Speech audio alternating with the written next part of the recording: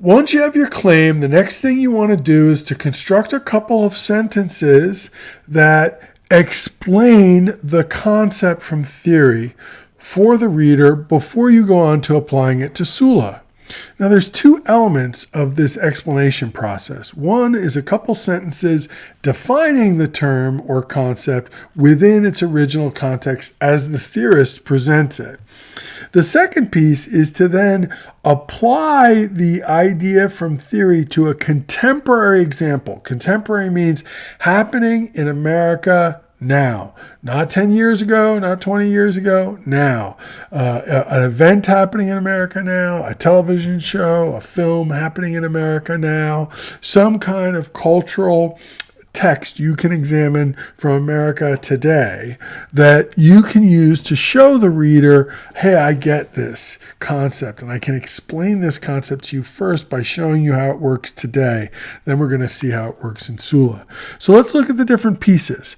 Define and explain. In this sample paragraph, this takes place in two sentences. For Greenblatt, human culture is shaped by a back and forth between forces of mobility and constraint. The constraints in this dynamic are, quote, a set of limits within which social behavior must be contained, end quote, parentheses 225, end parentheses, period. These limits can be formal, like laws, but also informal, like various practices, beliefs, and unspoken rules. So two sentences just define the term. So they're saying, here's what Greenblatt means when he uses this term. So that's the first criteria, right? Define and explain. The second criteria is to apply the term to a contemporary example. Once again, contemporary means in America today.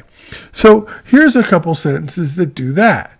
For example, in American culture today, we have removed many legal forms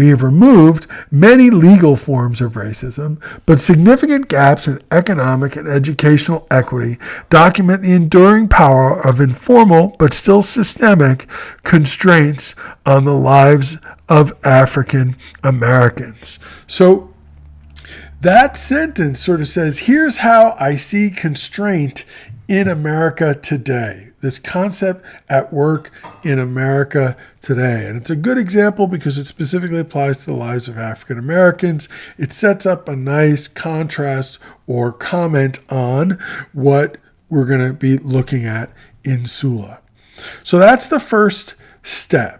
After you have a claim, you're going to explain the theory concept by defining it and then by applying it in a contemporary example. Once again, contemporary means today, not 10 years ago, not 20 years ago, not 30 years. America today. It could be a film.